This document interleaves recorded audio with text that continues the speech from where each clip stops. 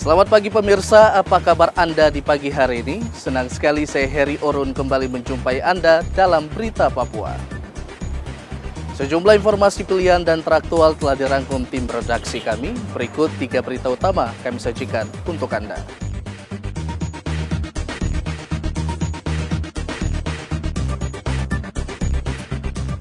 Mes karyawan sebuah perusahaan di Maibrat dibakar orang tak dikenal.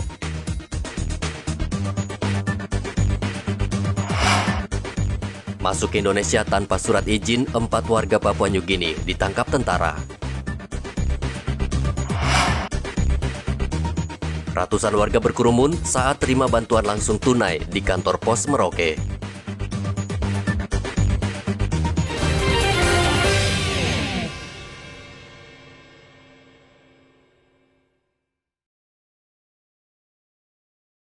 Kelompok kriminal bersenjata semakin brutal. Jumat lalu, kelompok ini membakar mes karyawan milik sebuah perusahaan kayu di distrik Kamundan, Kabupaten Maibrat, Papua Barat. Saat kejadian tidak ada karyawan di perusahaan sehingga api membakar seluruh bangunan dan barak hingga alat berat. Pelaku diduga berasal dari kelompok yang berafiliasi dengan organisasi Papua Merdeka. Namun Kabid Humas Polda Papua Barat Komisaris Besar Polisi Adam Erwindi membantah. Kebakaran mes PT Bangun Kayu Irian itu menurut dia bukan dilakukan KKB, melainkan ulah mantan karyawan perusahaan yang sakit hati karena dipecat. KKB menurut Kabid Humas Polda Papua Barat datang ke lokasi setelah kebakaran terjadi. Terkait kejadian pembakaran camp di perusahaan BKI Bangun Kayu Irian di Kabupaten Maibrat, Papua Barat.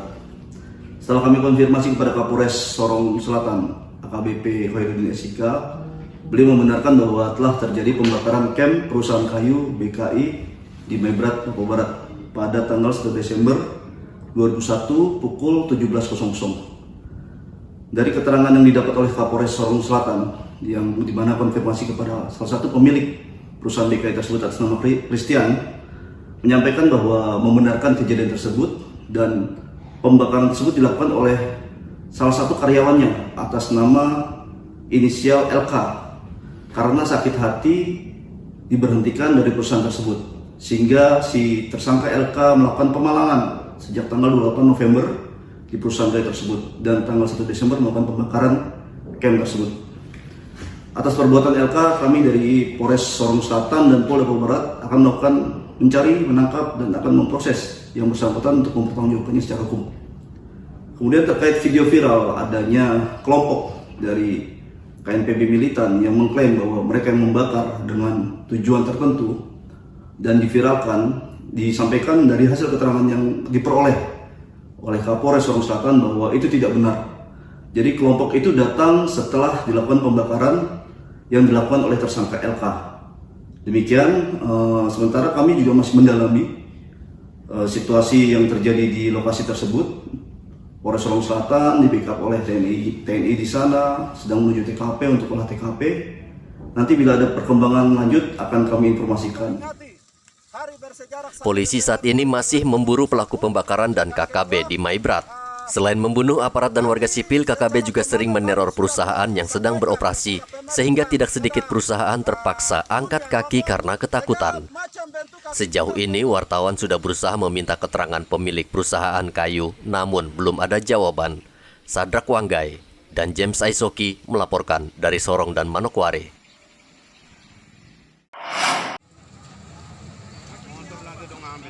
Dua kebakaran terjadi bersamaan di lokasi berbeda di kota Jayapura pada Sabtu lalu. Kebakaran pertama terjadi di belakang Pasar Yoteva, distrik Abepura, yang menghanguskan puluhan rumah kos-kosan. Warga yang panik berusaha membawa keluar barang-barang berharga yang masih bisa diselamatkan. Hanya berselang 2 jam, kebakaran juga terjadi di Jalan Kemiri, tepat di belakang Korem 172 Wirayakti. Kebakaran ini menghanguskan 1 rumah yang terbuat dari kayu. Warga berusaha memadamkan api dengan peralatan seadanya, namun api terus membesar dan sulit dipadamkan. Tidak ada korban jiwa dalam 2 kebakaran tersebut. Mobil pemadam kebakaran dibantu mobil bom air milik Polda Papua dikerahkan. Setelah kami pengecekan terakhir, untuk sementara tidak ada. Dan kami berharap tidak ada korban seperti itu. Ibu, untuk berapa Berapa unit mobil damkar yang dikerahkan ke Semua TKP? mobil kami turunkan. Kami punya ada 7 armada, kami sudah turunkan semuanya. Ya.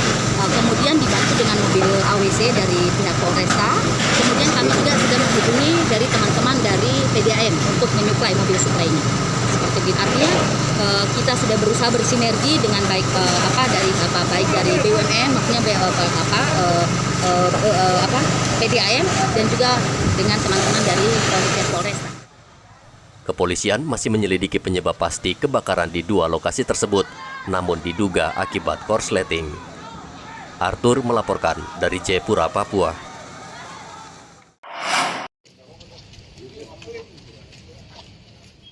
Empat warga Papua Nugini kembali ditangkap karena melintasi wilayah Republik Indonesia secara ilegal Sabtu lalu.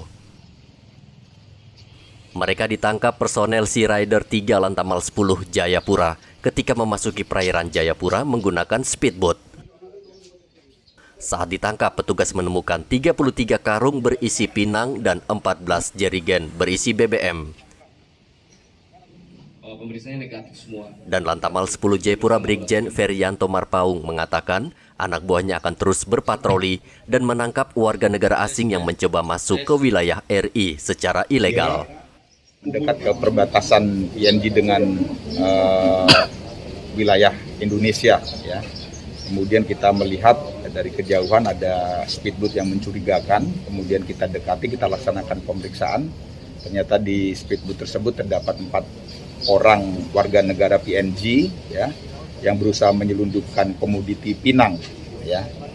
Kemudian setelah kita periksa, mereka tidak dilengkapi dengan dokumen yang resmi, baik terhadap warga negara PNG tersebut maupun terhadap komoditi yang mereka bawa. Selanjutnya speedboat dan ABK tersebut kita tarik, kita bawa ke Lantamal 10.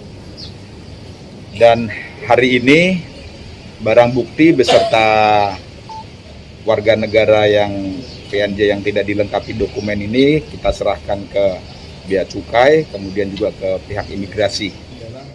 Keempat warga Papua Nugini itu dikenai Undang-Undang Keimigrasian dengan ancaman penjara maksimal 1 tahun penjara. Buah pinang merupakan salah satu komoditas yang sering diselundupkan dari PNG. Namun tidak sedikit juga pelintas batas masuk ke wilayah RI membawa narkotika. Arthur melaporkan dari Jayapura, Papua.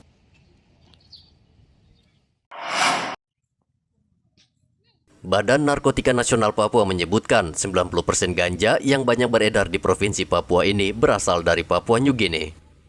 Ganja diselundupkan melalui jalur tikus yang tidak terpantau dan diawasi aparat. Untuk menekan penyelundupan narkotika, BNN akan merekrut relawan mengawasi penyelundup yang nekat masuk ke Merauke dan Jayapura. Kampung bersinar atau kelurahan bersinar, ya, desa bersinar, lapas bersinar. Ini kita mengarahkan memang kepada wilayah-wilayah yang ada di perbatasan. Ya, mengapa? Karena kami berharap bahwasanya pintu masuknya ini harus ditutup dengan bahwa harus ada relawan ataupun penggiat anti narkoba yang memang memiliki kepedulian tinggi terhadap permasalahan narkotika sehingga tidak bisa masuk ke wilayah Papua. Pak, peredaran narkotika ganja di kawasan perbatasan ini kan sudah cukup ramai ya. Memprihatinkan. Ya, memprihatinkan. Nah, kalau BNN sendiri melihat hal ini seperti apa, Pak? Memang sudah krusial memang? Ya, jadi kalau saya melihat sejauh ini ya memang terkait dengan masuknya peredaran narkotika sebagian besar ya 90% itu ada di wilayah perbatasan.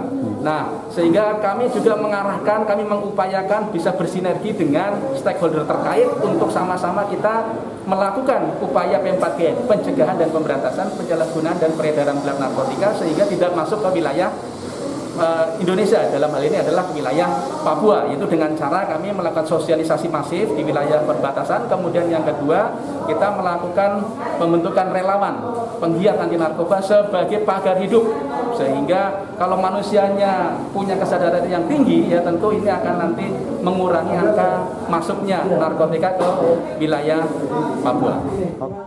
BNN diakui kekurangan petugas untuk memantau wilayah perbatasan yang sangat luas. BNN berharap terjalin kerjasama yang baik antara aparat dan BNN di kawasan perbatasan RI Papua Nugini untuk menekan maraknya penyelundupan ganja. Muhammad Ridwan melaporkan dari Merauke, Papua.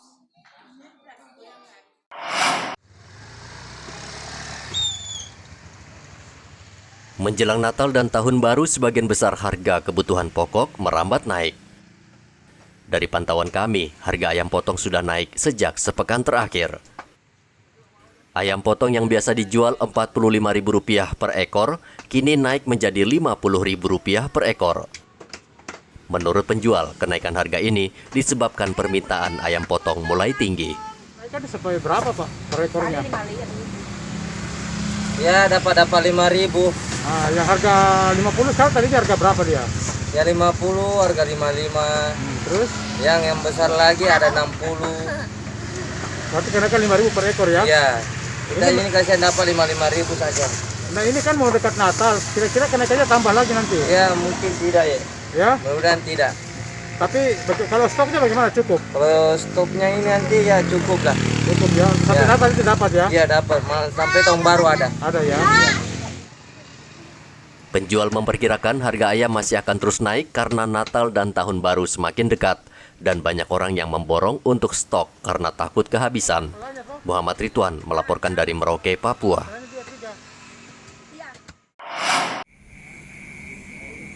Wanita ini mendatangi Polsek Mimika Baru. Ia melaporkan kekasihnya sendiri karena diduga telah menganiaya dirinya. Dengan wajah lebam, Alfonsina menuturkan seluruh peristiwa yang dialami ke polisi pada Sabtu lalu. Ia mengatakan saat itu kekasihnya dalam keadaan mabuk. Suami mabuk. Sudah sering mabuk. Pukul di mana dia? Rumahnya di jalan mana? Hah? Ya. Sering kali dia pukul ya? Sudah sering dia pukul? Baru pertama kali? Usai menerima laporan, petugas langsung mendatangi lokasi kejadian bersama korban, namun pelaku sudah melarikan diri. Kasus kekerasan akibat pengaruh minuman keras kerap terjadi. Tidak sedikit korban, kaum wanita menderita luka parah dan memicu perceraian rumah tangga. Dari Mimika, Papua, Igobat Memolin melaporkan.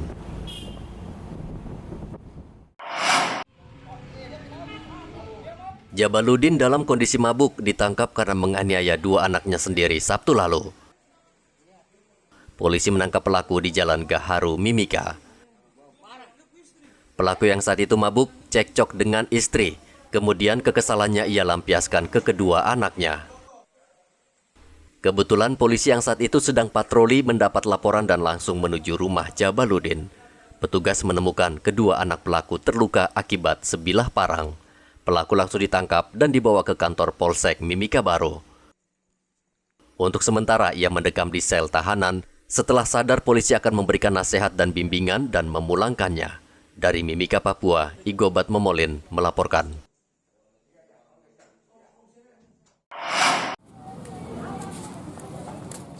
Halaman kantor pos Merauke Sabtu lalu dipadati warga yang ingin mendapat bantuan sosial atau BLT. Mereka berdesak-desakan, padahal panitia sudah menyiapkan tempat duduk agar lebih tertib dan tertata. Sebagian warga bahkan tidak menggunakan masker, padahal situasi masih pandemi. Sebagian warga yang terdampak PPKM sangat membutuhkan bantuan karena usaha mereka terpukul akibat pembatasan aktivitas. Saat pembagian, banyak warga yang kecewa karena tidak masuk dalam daftar penerima bantuan. Ibu Maria. Ibu Maria tinggal di mana? Maria Meltina Jarmokoin. Ya, tadi sudah cek nama, tidak ada? Tidak ada. Tidak ada. Itu sudah berapa kali cek nama, tidak ada nama? Dari awal pertama tidak ada nama. Sampai sekarang ini? Iya, sampai sekarang. Belum pernah dapat? Belum pernah dapat. Sudah cek nama, ada nama tidak? Tidak ada? Tidak ada. Tidak ada. Tinggal di mana? Di Kelapa 5. Kelapa 5 atau 12 ya? Nah ini tahun yang lalu bisa dapat tidak? Ya, kemarin dapat, tapi sekarang tidak ada. Mana? Di Kelapa 5. Di kelurahan berapa? Di RT 12. RT 12. 12 ya. Nah, sudah cek nama Bapak? Sudah cek nama? Cek tadi tidak ada. Bapak sudah cek? Ya, sudah. Nah, terus ada nama tidak? Tidak ada nama. Kantor pos Merauke mendata ada 600 warga tidak menerima bantuan karena nomor induk kependudukannya bermasalah. Nama. Itu kan ada yang tidak yang tidak ada nama apa. Itu yang sebenarnya sampai berapa nama yang artinya tidak terbagi itu Pak Putra? Lumayan banyak, Pak. Sampai berapa itu Pak? Jadi permasalahan selain tidak ada nama, juga permasalahan yang kita hadapi itu nomor induk kependudukan yang berbeda. Jadi kita tidak berani juga membayarkan sembarangan tanpa menyesuaikan NIK-nya. Sampai berapaan itu Pak? Berapa banyak itu?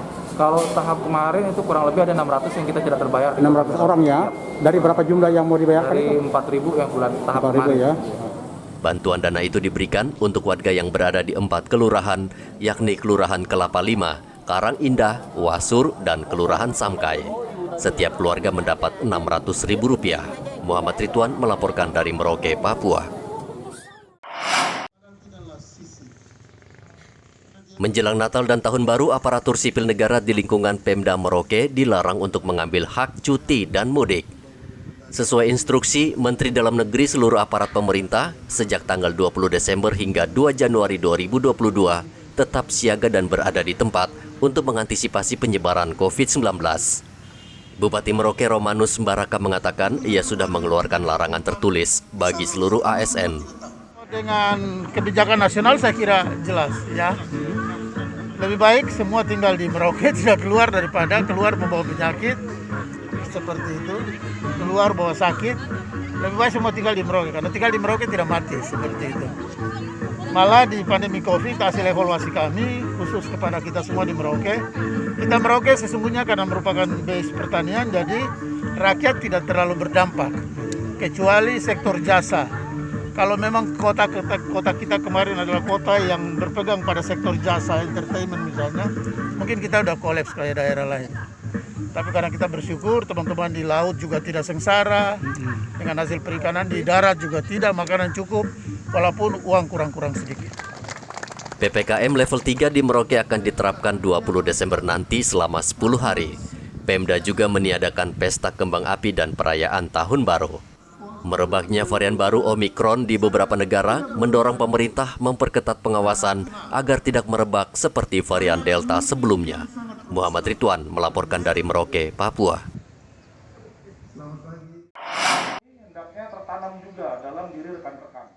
Untuk mengantisipasi penyebaran COVID-19 saat perayaan Natal dan Tahun Baru, Polres Merauke meminta seluruh jajarannya agar tetap siaga dan tidak mengambil jatah libur. Kesiagaan aparat juga diperlukan untuk menghadapi kemungkinan merebaknya varian baru COVID-19 Omikron yang saat ini sudah melanda sejumlah negara. Polres Merauke akan mengerahkan petugasnya rutin memberikan himbauan agar tidak terjadi kerumunan. Kapolres Merauke AKBP Untung Sangaji mengatakan pihaknya tidak segan-segan memberikan sanksi bila ada petugas yang libur dan melawan perintah. Itu karena kita lagi siaga 1.